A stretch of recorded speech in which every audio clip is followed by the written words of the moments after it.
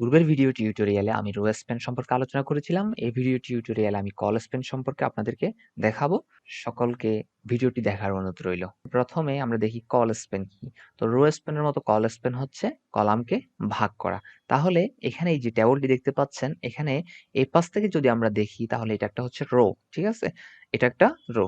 তাহলে এখানে দুইটা রো। উপর থেকে যদি আমরা দেখি তাহলে এটা হচ্ছে একটা কলাম। প্রথম যে গ্রিন কালারের যে বক্স সেটা হচ্ছে একটা কলাম। এই কলামটি নিচের রোতে এসে দুইটা ভাগে বিভক্ত হয়েছে, অর্থাৎ দুইটা কলামে বিভক্ত হয়েছে। এটা হচ্ছে কলস্পেন, অর্থাৎ একটি কলাম কয়টি ভাগে বিভক্ত হয়েছে সেটাই হচ্ছে কলস্পেন। তো যেহেতু এখানে দুইটি ভাগে বিভক্ত হয়েছে তাহলে আমরা এখন যে অ্যাট্রিবিউট ব্যবহার করি সেটা হচ্ছে কলস্পেন। আর এখানে যতটা ভাগে বিভক্ত হয়েছে সেটা আমরা এখানে ইনভার্টেড কমার মধ্যে লিখবো, ঠিক আছে? তো যেহেতু এখানে কলস্পেন টু দুইটা ভাগে বিভক্ত হয়েছে সেজন্য কলস্পেন টু। এখানে দেখতে পাচ্ছেন একটা নতুন টেবল। তো এই টেবলের মধ্যে কয়টা রো কয়টা কলাম সেটা একটু আমরা দেখি। এ পাশ থেকে দেখুন এখানে হচ্ছে 4টা রো, ঠিক আছে? কিন্তু উপর থেকে যদি আমরা দেখি তাহলে প্রথমে হচ্ছে একটা কলাম, কিন্তু সেকেন্ড রোতে এসে 3টা কলামে ভাগ হয়ে গিয়েছে। অর্থাৎ সহজ ভাষায় যদি বলি, এই স্টুডেন্ট ডেটা 3টা কলামের সমান জায়গা নিয়েছে। তাহলে 3টা কলামের যেহেতু সমান জায়গা নিয়েছে তাহলে এখানে কলস্প্যান হবে 3। তাহলে এই টেবলের জন্য HTML কোডটা একটু আমরা দেখি। তো বেসিক্যালি আপনারা জানেন যে HTML বডি এবং টেবল বর্ডারের মাধ্যমে আমরা HTML টেবল ক্রিয়েট করি। তাহলে যেহেতু এখানে প্রথম রো, এই যে প্রথম রোটি হচ্ছে টেবল হেডার বা হেডিং, তাহলে আমাদেরকে প্রথম রো এর মধ্যে টেবল হেডিং লিখবো এবং টেবল হেডিং এর মধ্যে আমরা কি লিখবো? Student data. কিন্তু তার আগে আমাদেরকে একটা জিনিস খেয়াল রাখতে হবে যে এই স্টুডেন্ট ডেটাটি কয়টি কলামের সমান জায়গা নিয়েছে। যেহেতু এখানে 3টা কলামের সমান জায়গা নিয়েছে তাহলে আমাদের টেবল হেডিং এর মধ্যে কলস্প্যান 3 লিখতে হবে। যেমনটা আপনারা এখানে দেখতে পাচ্ছেন, টেবল রো দিয়ে আমি শুরু করেছি এই রো এর কাজ, এবং টেবল হেডিং দিয়ে এই স্টুডেন্ট ডেটাটা 3টা কলামের সমান জায়গা নিয়েছে, সেজন্য কলস্প্যান হয়েছে 3। এরপর লিখেছি আমি স্টুডেন্ট ডাটা, টেবল হেডিং শেষ করেছি। তাহলে আমাদের প্রথম রো এর কাজ শেষ, সেজন্য আমি টেবল রো ক্লোজিং ট্যাগ দিয়েছি।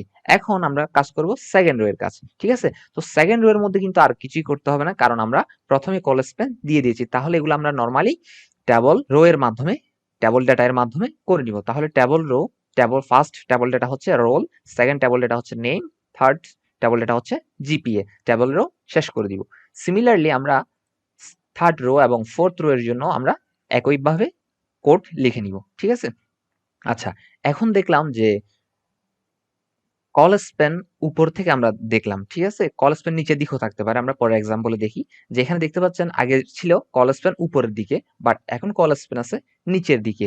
নিচের থেকে উপরের দিকে দুইটা কলামে ভাগ হয়েছে। এটা আমরা কিভাবে করব? হ্যাঁ, এখানে এটা কিন্তু খুবই সহজ জিনিস। আমরা যেখানেই যে ডাটাটি কয়টা কলামের জায়গা নিচ্ছে সেটা দেখব, এবং ওই ডাটা এর মধ্যে কিন্তু আমরা কলস্প্যান ব্যবহার করব। যেহেতু এখানে নিচে গিয়ে যে 360 সংখ্যাটি দুইটা কলামের সমান জায়গা নিচ্ছে, তাহলে আমরা কলস্প্যান ব্যবহার করবো ওইখানে।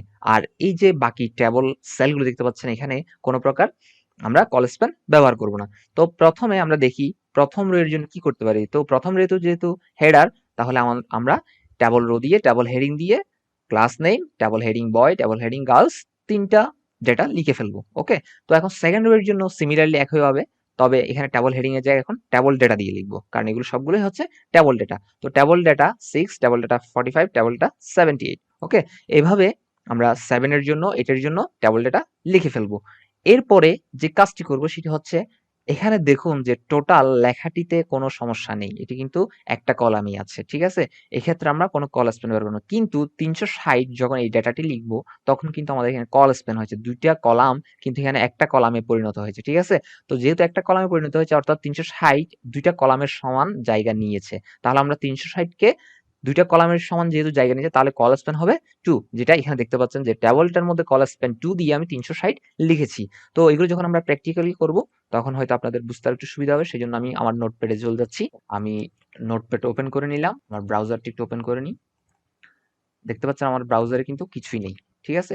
ব্রাউজারে কিন্তু কিছুই নেই, কারণ আমি কিছুই এখনো করিনি। তাহলে আমরা যে কাজটি করব সেটি হচ্ছে, প্রথমে টেবল রো এর কাজ করব, টেবলটির জন্য আমরা কাজ করব। তো এই কাজটি আমার সাথে আপনারা করে নিবেন যে এতটুকু পর্যন্ত স্টাইল অ্যাট্রিবিউট ব্যবহার করেছি, এখানে টেক্সট অ্যালাইন ব্যবহার করেছি, যাতে প্রত্যেকটা ডেটা সেলের মাঝ বরাবর থাকে, ঠিক আছে? এখন প্রথমে যে কাজটি করব, আমাদেরকে প্রথমে টেবল রো শুরু করতে হবে। ওকে, যেহেতু এটা একটা প্রথম রো, তো ট্যাবল রো এর মধ্যে আমরা যে কাজটি করব সেটা হচ্ছে table heading. Okay, table heading কি আছে? STUDENT student data. Okay, table heading এর মধ্যে আছে স্টুডেন্ট ডেটা। আচ্ছা, আমি ট্যাবল হেডিং শেষ করেছি। ঠিক আছে, এখন আপনারা এখানে খেয়াল করুন যে আমি যদি স্টুডেন্ট ডেটা এভাবে নর্মালি লিখে দিই তাহলে কিন্তু এটা একটা কলাম হবে, কিন্তু এই যে নিচে 3টা কলাম হয়েছে, 3টা কলাম সে ক্রিয়েট করবে না। তো সেই জন্য আমাদেরকে যে কাজটি করতে হবে, আমাদেরকে এই স্টুডেন্ট ডেটাটি কয়টি কলামের সমান জায়গা নিচ্ছে? 3টা কলামের, সেটা আমাকে এখানে বলে দিতে হবে। তাহলে আমরা কোন অ্যাট্রিবিউট ব্যবহার করি? সেটা হচ্ছে কলস্প্যান অ্যাট্রিবিউট ব্যবহার করে ইনভার্টেড কমার মধ্যে কয়টা ভাগে বিভক্ত হয়েছে সেটা লিখে দিব। যেহেতু 3টা, সেজন্য আমি লিখেছি 3। ওকে, তো আমাদের ট্যাবল হেডিং এর কাজ শেষ। এখন আমরা ট্যাবল রো শেষ করব। আমরা একটু আউটপুটটা দেখি যে কি দেখায়। এই দেখতে পাচ্ছেন স্টুডেন্ট ডেটা এসেছে, শুধুমাত্র আমি স্টুডেন্ট ডেটা লিখেছি, তো স্টুডেন্ট ডেটা দেখাচ্ছে। আচ্ছা, এখন আমরা যেটা করব সেটা হচ্ছে সেকেন্ড রো এর জন্য। তো সেকেন্ড রো দেখুন কোনো প্রকার সমস্যা নেই, যা করার আমরা কিন্তু এখানে সলভ করে ফেলেছি। এখন শুধুমাত্র এগুলো ট্যাবল রো এবং ট্যাবল ডেটার মাধ্যমে করে ফেলি। প্রথম হচ্ছে ট্যাবল রো, ট্যাবল ডেটা। প্রথম ট্যাবল ডেটা হচ্ছে রোল। ওকে, ট্যাবল ডেটা ক্লোজিং ট্যাগ। এখন আমি এটাকে কপি করে পেস্ট করে নিব, কারণ আমার আরো 3টা লাগবে। ওকে, এখন আমি ডেটাগুলো একটু চেঞ্জ করে দিই। এখানে হচ্ছে নেম, আর এটি হচ্ছে জিপিএ। ট্যাবল রো আমরা শেষ করে নিব, যেহেতু আমাদের প্রথম রো এর কাজ শেষ। তো দেখি সেভ করে রিলোড করে দেখি আমাদের আউটপুটটা আসে কিনা। হ্যাঁ, দেখতে পাচ্ছেন student data, roll, name, GPA, খুব সুন্দরভাবে আউটপুটটা এসেছে। তো এভাবে আমাদের আরো কয়টি রো লাগবে? আরো এই 1টি 2টি রো লাগবে। তো আমরা এখান থেকে ট্যাবল রো ক্লোজিং ট্যাগ পর্যন্ত কপি করে নিব এবং আমরা এগুলোকে 2টা পেস্ট করে দিব, যেহেতু আমাদের আরো 2টা রো লাগবে। তো আমি ডেটাগুলো একটু চেঞ্জ করে দিই। তো এখানে হচ্ছে 01, এখানে নেম হচ্ছে নিলয়, এখানে জিপিএ হচ্ছে 4.98। সিমিলারলি এখানেও আমি ডেটাগুলো চেঞ্জ করে দিই। এখানে হচ্ছে 02, এখানে হচ্ছে আদিত্য জিপিএ হচ্ছে 4.95। আমরা একটু সেভ করে রিলোড করে দেখি আমাদের আউটপুটটা কি আসে। আশা করি খুব সুন্দরভাবে আউটপুট আসছে। এভাবেই আমরা HTML এর কল স্প্যান ব্যবহার করি। আমরা পরবর্তী এক্সাম্পলটা দেখি। এই যে পরবর্তী এক্সাম্পল হচ্ছে এটা। ঠিক আছে, তো পরবর্তী এক্সাম্পল এর জন্য আমরা যে কাজটি করব, আমরা প্রথমে দেখব যে এখানে কল স্প্যান কোথায় ব্যবহার করতে হবে। তো যেহেতু 360 যে ডেটাটি আছে, এটি 2টা কলাম, কিন্তু এখানে একটা কলামে পরিণত হয়েছে। ঠিক আছে, তো আমরা কল স্প্যান ব্যবহার করি শুধুমাত্র 360 এর মধ্যে, বাকিগুলোর মধ্যে কিন্তু আমাদেরকে কোনো প্রকার কল স্প্যান ব্যবহার করতে হবে না। তো আমরা এগুলো নর্মালি কিন্তু ট্যাবল রো দিয়ে করে ফেলতে পারি। তো ট্যাবল রো দিয়ে যেহেতু করব, এটা হচ্ছে প্রথম রো। তো প্রথম রো এর জন্য আমরা যে কাজটি করব, ট্যাবল রো। ওকে, তো এখানে একটা জিনিস খেয়াল করতে হবে, এটা হচ্ছে ট্যাবল হেডার। ঠিক আছে, ট্যাবল হেডার। তো ট্যাবল হেডারের মধ্যে প্রথম ডেটা হচ্ছে ক্লাস নেম। ওকে, ট্যাবল হেডিং ক্লোজিং ট্যাগ, এটাকে আমরা কপি করে পেস্ট করে নিব, কারণ আমাদের আরো 3বার লাগবে এটা। এখন সেকেন্ড যে ডেটা সেটি হচ্ছে বয়, থার্ড যে ডেটা সেটি হচ্ছে গার্ল। সেকেন্ড রো এর মধ্যে আমরা দেখতে পাচ্ছি টেবল ডেটা হচ্ছে 6। ওকে, এবং টেবল ডেটা হচ্ছে 45, এরপরে ডেটা হচ্ছে 75। থার্ড যে রো সেখানে হচ্ছে টেবল ডেটা 7। তারপর সেকেন্ড যে ডেটা সেটি হচ্ছে 76, থার্ড যে ডেটা সেটি হচ্ছে 46। এখন আমরা এই রোটির কাজ করব।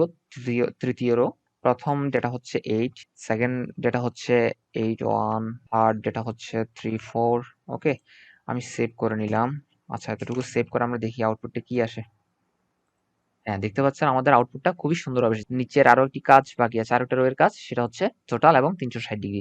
তো এখানে আমরা ট্যাবল রো শেষ করে নিব। এখন যে কাজটি করব, আমরা আবারও আরেকটি নতুন রো নিব, ট্যাবল রো ওপেনিং ট্যাগ। আচ্ছা, তো প্রথম যে ট্যাবল ডেটা এখানে সেটি হচ্ছে total, table data. Okay, total table data closing tag. আচ্ছা, এখন যে সেকেন্ড ডেটা সেটি হচ্ছে 360। এই কলামটি 2টা কলামের সমান জায়গা নিয়েছে, অর্থাৎ এখানে যে ডেটাটি আছে সেটি 2টা কলামের সমান জায়গা নিয়েছে। তাহলে আমাদেরকে এই ট্যাবল ডেটা এর মধ্যে কল স্প্যান ব্যবহার করতে হবে। তো যেহেতু 2টা রো এর সমান জায়গা নিয়েছে, তাহলে কল স্প্যান ব্যবহার করব 2। ওকে, এখন যে ডেটা আছে সেটি হচ্ছে 360। ওকে, আমরা সেটা লিখে নিব। এরপরে ট্যাবল ডেটা ক্লোজিং ট্যাগ লিখব। ওকে, যেহেতু আমাদের কাজ শেষ রো এর, তাহলে আমরা ট্যাবল রো এর কাজ শেষ করব ট্যাবল রো ক্লোজিং ট্যাগের মাধ্যমে। এখন যদি আমরা আউটপুট করি, আশা করি আমাদের আউটপুট খুব সুন্দরভাবে আসবে। এই যে দেখতে পাচ্ছেন ট্যাবল ডেটা খুব সুন্দরভাবে দেখা যাচ্ছে।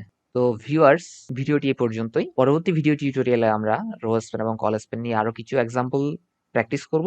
পরবর্তী ভিডিও টিউটোরিয়ালটি দেখার অনুরোধ রইল সবাইকে। ভালো থাকবেন, সুস্থ থাকবেন। সকলকে ধন্যবাদ।